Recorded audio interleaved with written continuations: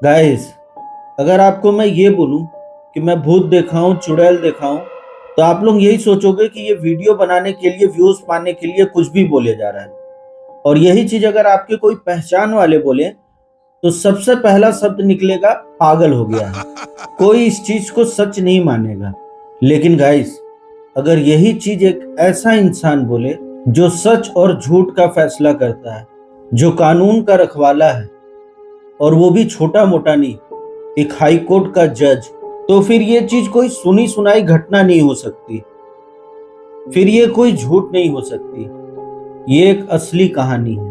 तो गाइस, आज की कहानी इसी टॉपिक से जुड़ी हुई है, जहां एक जज ने भरी अदालत में ये कह दिया कि हाँ, हाईकोर्ट के रूम नंबर 11 में कोई एक ऐसी चीज है जो इस दुनिया की नहीं है। पूरी कहानी जानने के लिए इस वीडियो को आखिरी तक जरूर देखिएगा।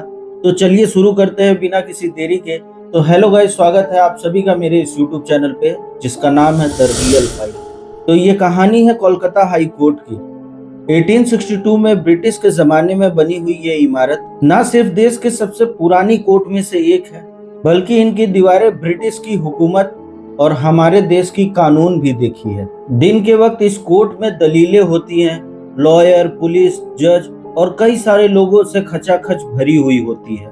लेकिन जैसे ही शाम हो जाता है, ये कोर्ट किसी शापित महल का रूप ले लेती है। नवंबर 2022 में एक पैरानॉर्मल इन्वेस्टिगेटर ग्रुप, जिसका नाम DOS होता है, वो हाई कोर्ट के रजिस्ट्रार जनरल को एक लिखित रिक्वेस्ट भेजती है कि वो कोर्ट के रूम नंबर 11 में रात को एक दिन के लिए रुकना चाहती है, ताकि उन्हें मालूम हो सके कि कोर्ट के रूम नंबर 11 में वाकई में कोई है या नहीं।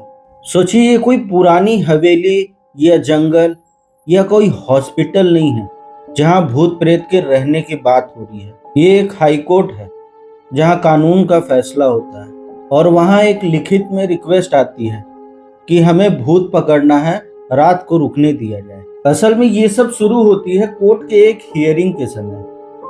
TAT की कोर्ट में एक अपील चल रही थी। TAT मतलब टीचर रिक्रूटमेंट के ऊपर एक केस चल रही थी। उस समय एग्जाम हुई थी जिसमें बहुत सारे लोग पास हुए थे, लेकिन उन्हें जॉब नहीं मिली थी। तो उसी के ऊपर एक केस चल रही थी। उस दिन केस की हियरिंग बहुत लंबी चल जाती है, तो जज अभिजीत गंगोपाध्याय कहते हैं कि अगला सेशन शाम के 4 बजे से 7 बजे के बीच चलेगा। उनका इतना ही कहना था कि अचानक से कोर्ट में सन्नाटा छा जाता है। फिर जज को एक लॉयर ने धीरे से कहा कि सर, आपको पता नहीं है रूम नंबर 11 के बारे में लोग क्या कहते हैं? तो जज थोड़ा हैरान होकर पूछते हैं। अचानक पीछे से एक आवाज आती है कि शाम के बाद यहाँ एक पायल की आवाज आती है, और कई लोग देखे हैं कि एक औरत बिना सर के घूमती है।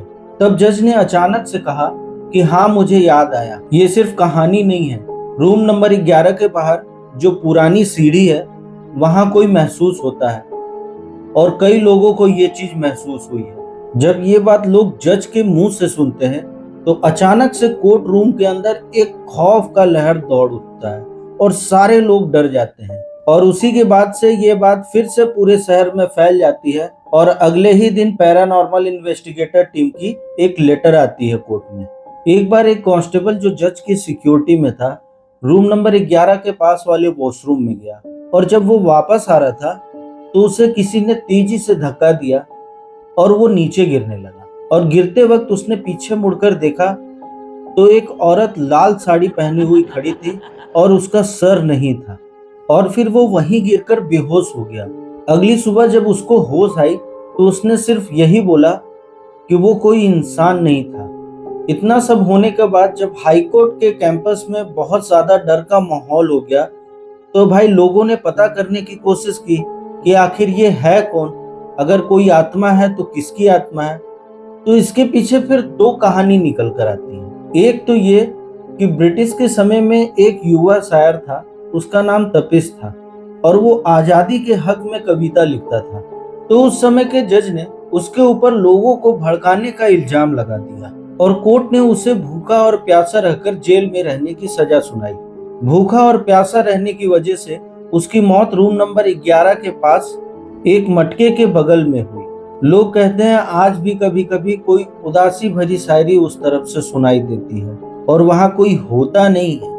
और दूसरी कहानी ये थी कि उस समय वहां एक निस्तार नाम की लड़की रेड लाइट एरिया में ऐसे प्रोस्टिट्यूट काम करती थी। लड़की बहुत ही अच्छी थी और बहुत ही दिखने में खूबसूरत थी। तो फिर एक लड़के को वो लड़की पसंद आ जाती है और वो दोनों एक दूसरे के साथ आगे की जिंदगी बिताने के लिए सोचते हैं और फिर वो दोनों अपनी नई जिंदगी गुजारने के लिए सारी प्लानिंग शुरू करते हैं। तो फिर नई जिंदगी शुरू करने से पहले वो लड़की सोचती है कि मेरे नाम के आगे जो प्रोस्टिट्यूट लगा है उसे वो हटाना चाहती थी। तो फिर उसने कोर्ट को एक रिक्वेस्ट दी कि उसका नाम प्रोस्टिट्यूट लिस्ट से हटा दिया जाए। तो फिर ये बात रेड लाइट एरिया में फैल जाती है कि निस्तार अपना नाम प्रोस्टिट्यूट लिस्ट से हटा रही है। फिर रेड लाइट एरिया के लोग कोर्ट के बाहर आकर बहुत ज्यादा हंगामा करने लगते हैं और ये सारी चीजें देखते हुए कोर्ट निस्तार की जो रिक्वेस्ट थी उसे रिजेक्ट कर देता है। लेकिन निस्तार हार नहीं मानती।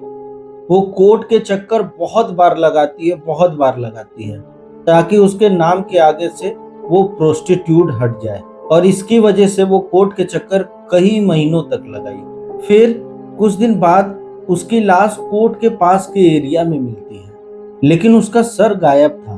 तब से लोग कहते हैं कि वहां एक औरत बिना सर के घूमती है और उसकी पायल की आवाज शाम के बाद गूंजती है। फिर एक बार कोर्ट के दो स्टाफ जिनका नाम मनमोहन और विजय था, कोर्ट के पेपर वर्क में बहुत देर तक बिजी रह जाते हैं और उनके काम करते करते शाम हो जाती है। फिर विजय को प्यास लगती है और वो पानी पीने जाता है, लेकिन वापस लौट के नहीं आता। जब बहुत ज्यादा देर हो जाती है तो फिर मनमोहन सोचता है कि भाई विजय कहाँ रह गया, अभी तक नहीं आया, कोर्ट का काम भी खत्म हो गया है, घर भी जाना है। तो फिर मनमोहन उसे ढूंढने के लिए निकलता है। अचानक वो देखता है कि विजय बेंच के पास बेजान पड़ा है और उसके पास एक औरत थी जो साड़ी पहने हुई थी, जो उसके ऊपर पानी छिड़क रही थी।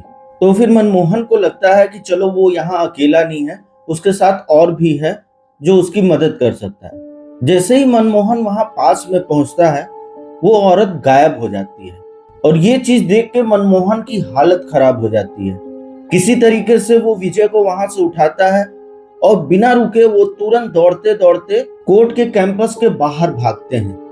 कोलकाता हाई कोर्ट के पुलिस, लॉयर, स्टाफ, हर कोई सिर्फ एक ही बात बोलता है कि रूम नंबर 11 की वजह से शाम के समय यहाँ कोई नहीं रुकता। जितने भी पैरानॉर्मल केसेस के एप्लीकेशन आते हैं उन सब के लिए रूम नंबर 11 एक एपिसेंटर होता है, इसलिए आज भी वहां कोई भी हियरिंग दोपहर के बाद नहीं होती। यहाँ पुलिस ने जो देखा और जज ने जो महसूस किया और जिन रूहों को कानून अभी तक इंसाफ नहीं दे पाया, उनकी आत्मा आज भी कोलकाता हाई कोर्ट के कॉरिडोर में घूम रही है। उन सभी की आधी अधूरी कहानी आज भी कोर्ट के रूम नंबर 11 के बाहर गूंजती है। तो गाइस, आज के वीडियो में इतना ही। मिलते हैं आपसे अगले वीडियो में। अगर आपको वीडियो अच्छी लगी हो तो चैनल को लाइक करें, सब्सक्राइब करें और कमेंट करें, और कमेंट में जरूर बताएं कि आप ये वीडियो कहां से देख रहे हैं। और अगर आपके पास भी इसी तरीके की वीडियो है तो डिस्क्रिप्शन बॉक्स में मेरी मेल आईडी दी हुई है, वहां जाकर अपनी स्टोरी जरूर शेयर करें। तो आप सभी का यहाँ तक बने रहने के लिए बहुत बहुत धन्यवाद।